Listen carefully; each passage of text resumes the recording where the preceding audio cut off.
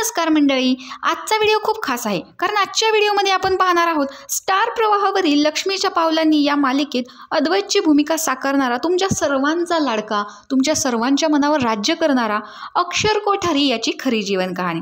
चला तर मग उशीर न करता लवकरच सुरुवात करूया। अक्षर कोठारी याचा जन्म सोलापूर जिल्ह्यात 24 सप्टेंबर 1987 साली झाला। शालेय शिक्षण Saint Joseph school of Solapur इथून त्यांनी कंप्लीट केले। ग्रॅज्युएशनसाठी त्यांनी Hirachand Nemchand college of commerce या कॉलेजमध्ये ॲडमिशन घेतले। तिथून त्याने BBA यामध्ये ग्रॅज्युएशन कंप्लीट केले। मास्टर्स डिग्रीसाठी त्यांनी युनिव्हर्सिटी ऑफ मुंबई येथे ॲडमिशन घेतले। तिथून त्याने MBA कंप्लीट केलं। डिग्रीनंतर त्याने ड्रॅमॅटिक स्कूल जॉईन केलं, ज्याचं नाव होतं वामन केंद्रे स्कूल। त्यामुळे MBAमध्ये शिक्षण घेतले असले तरी त्याचे प्रोफेशन हे ॲक्टिंग आहे, त्यामुळे तो ॲक्टिंगमध्ये पूर्णपणे उतरला। अक्षरचे वय हे 36 वर्षे आहे। त्याची हाईट 5 फूट 6 इंच आहे, तर वजन 62 किलो आहे।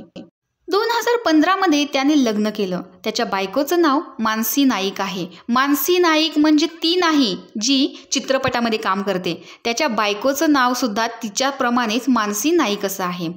त्याच्या करिअरची सुरुवात त्याने ड्रॅमॅटिक स्कूलमधूनच केली।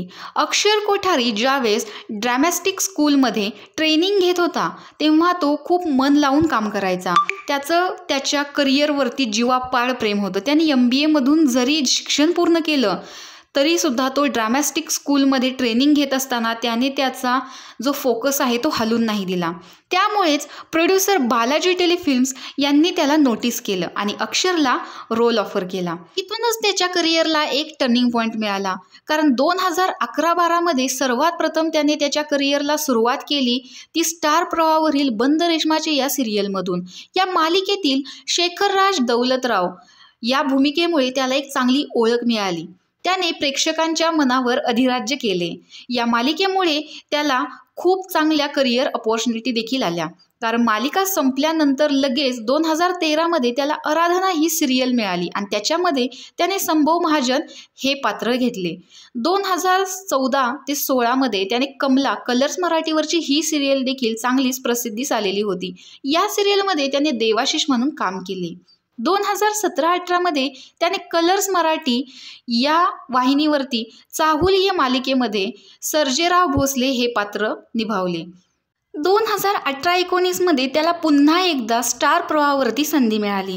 स्टार प्रवाहावरील छोटी मालकीण या मालिकेने देखील चांगलीच लोकांच्या मनावरती प्रसिद्धी मिळवली होती। यातील श्रीधर चांदोरकर या त्याच्या भूमिकेने लोकांच्या मनावर चांगलेच राज्य गाजवले।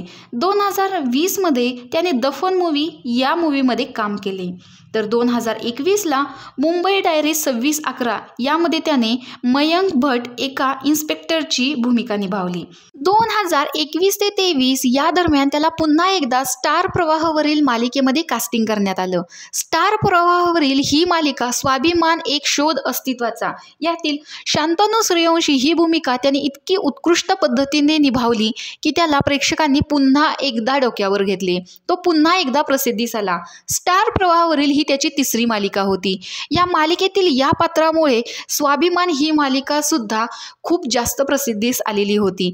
याच्या यशातून तो बाहेर पडतोच न पडतोच तोपर्यंत त्याला 2023 म्हणजे 6 महिन्यातच लगेचच लक्ष्मीच्या पावलांनी स्टार प्रवाहावरची ही त्याची चौथी मालिका या मालिकेमध्ये त्याला कास्टिंग करण्यात आलं। या मालिकेमध्ये तो आत्ता अद्वैत चांदेकर याची भूमिका निभावत आहे। स्वाभिमानच्या यशातून अजून मी बाहेर देखील पडलो नव्हतो, तेवढ्यातच मला 6 महिन्यात लक्ष्मीच्या पावलांनी या सिरियलसाठी कास्ट करण्यात आलं। प्रत्येक सिरियलच्या वेळेस ही माझी शेवटची मालिका आहे असंच मी मनाशी ठरवतो आणि त्या दृष्टीने मी सिरियलमध्ये काम करतो, हे त्याचं परखड मत त्याने इंटरव्ह्यूमध्ये व्यक्त केलेलं होतं। सिरियल इंडस्ट्रीमध्ये कोणीही गॉडफादर नसताना अक्षर कोठारीने स्वतःच्या कर्तृत्वावरती विश्वास ठेवून स्वतःच्या हिमतीवरती हे यश इतकं संपादन केलेलं दिसत आहे। त्याच्या या करिअरच्या ग्राफमध्ये तुम्हाला त्याची कोणती सिरियल जास्त आवडत होती हे कमेंट बॉक्समध्ये नक्की सांगा आणि अक्षर कोठारी जर आवडत असेल तरच व्हिडिओला लाईक करा आणि अशाच नवनवीन व्हिडिओसाठी चॅनलला सबस्क्राईब करायला विसरू नका। तोपर्यंत थँक्यू।